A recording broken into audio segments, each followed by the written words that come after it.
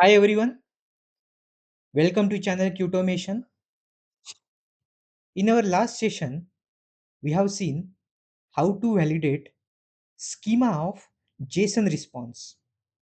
So we have understood what is schema which is a structure of the response. And we have also seen what is the difference between response body validation and response schema validation. So in response body validation, we check for the data present in the body, whereas in schema validation, we check for entire structure of the response. What is the data type, or what is the format of the variables and data which is coming in the response, that we check in schema validation. So in previous session we have seen for JSON response. In today's session we will see about XML response schema validation. Even though nowadays most of the applications use JSON responses, but there is possibility that sometimes some systems might use XML responses as well. So in the response, whenever you hit the request, you will get the response in XML format. So that's why we will see how to validate XML schema as well. So for that, first we need an API which will give you response in the form of XML format. We have already created one dummy API in our session 14. So if you want to see how we have created this endpoint, so we have created this URL which will give you the response in the form of XML. It gives us a data. It gives us XML response which contains 10 book information. In the same series of video, if you see the session or video number 14, tutorial number 14, in which I have explained how to create this specific endpoints which will give you XML response. So you can watch that session first, and you can also generate one dummy API which will give you response in the form of XML format. So for practice, I'm using the same URL. So this is a GET request.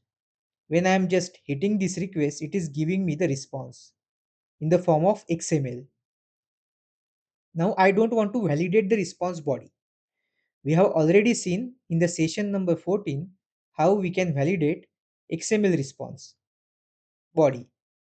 But in today's session, we will see how we can validate schema of this response. So in our last session, we have seen for JSON response type, in which we have created schema.json file, in which we have pasted the schema of that JSON response. Similarly, for XML response as well, we have to first create the schema for this response body. So for that, again, we have to use online website.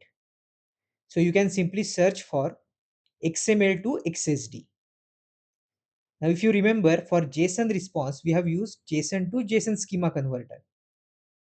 But for XML responses, schema is in the form of .xsd file. So schema for XML responses in the format of .xsd. So that's why we have to use XML to XSD converter. So I will just simply open this website. In this, we have to add the XML body which we receive in the response. So this is the response which I am getting. I am just copying this response. Let's paste that response here. This is the entire response which is in XML form. And let's create schema for this XML response. Let me see, there is some error. Let me remove this one. Let me refresh this page once.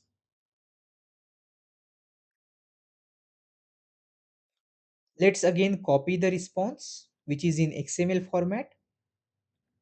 and let's paste that response here.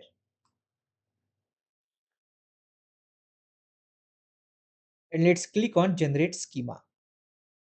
And if you see, this is the XML schema for this XML response. So again, if you see, what is the name? Name for title. What is the type? String. For author, type is string. For price, type is decimal. So price is in decimal format. Title and author are in string format. So that comes under the schema. So same as last session, I will just copy this entire schema. Let's go to Eclipse.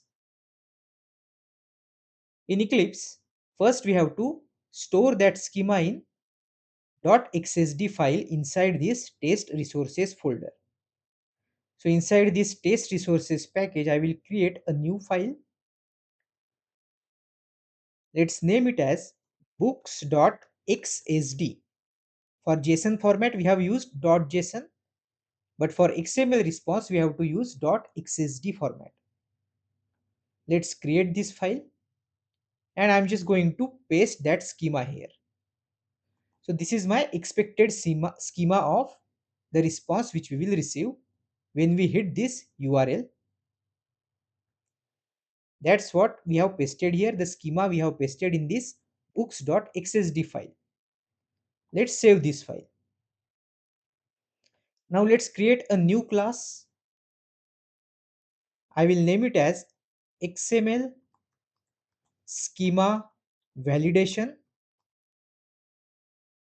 Inside this class again, let's create one method void test XML schema validation. That is the test method which we have created. We have to use @test annotation for test ng. Let's import the test ng package. And now we can use rest assured syntax, but for that we need static packages. I will just copy that from our previous sessions file. Let's copy and let's paste it here inside this XML schema validation.java file. So I'm just importing those packages. And now we can use given, when, then, dot when, dot then. And since it is a get request, I'm not putting anything in given section. In when section, I will just use dot get. In this, we have to pass the URL. So this is the URL which I will use. It will give you the response in XML format. So I'm just copying this URL. So this is my request URL. When this URL we will hit, it will give you the response in the XML form. And now in then section, we don't have to validate the response body. I'm just going to validate the response schema, just like our previous session in which we have validated JSON schema. This time we are going to validate for XSD, that is XML schema. Again, we will use dot assert that dot body. In your previous session, if you remember, we have used, let me just show you, in JSON schema validation, we have used JSON schema validator class. But for XML schema validation, we have to use rest assured matchers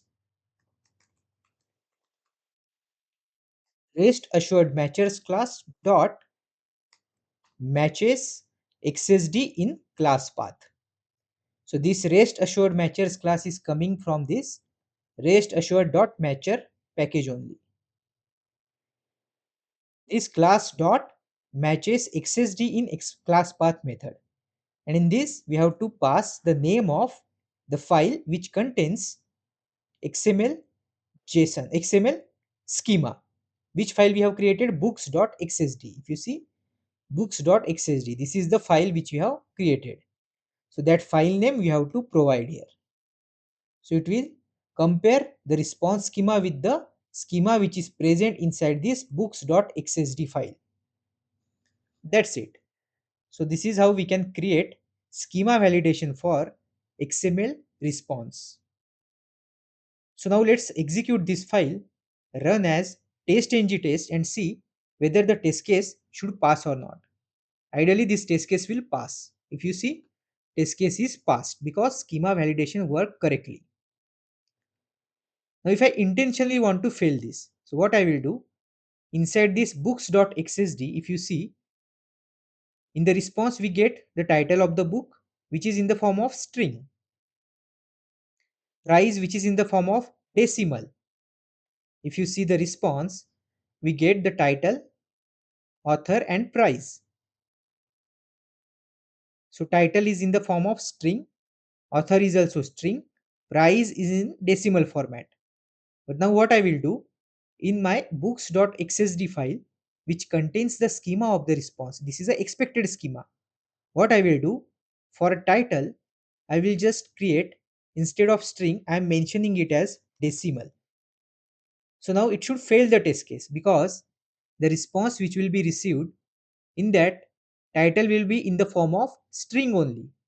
But here I am mentioning it should be decimal. And now let's try to execute that test case. Let's run this test case, and this time this test case will fail because the schema for title will mismatch. If you see, test case got failed. Why it is failing? That also it will show you. The book name is not valid value for decimal. That means this is mismatching with expected schema for this title field. So now I will just again convert it into a string format. And now if I execute this test case again, it should pass. Run as test-ng test, and this time schema validation will pass. If you see, test case got passed. So that is how we can validate the responses schema for XML responses. So we have already seen for JSON type of response how to validate the schema, and today we have also seen how to validate the schema for XML responses. So I hope you have liked this session. In next session we will see some more interesting topic of rest assured. So thanks again.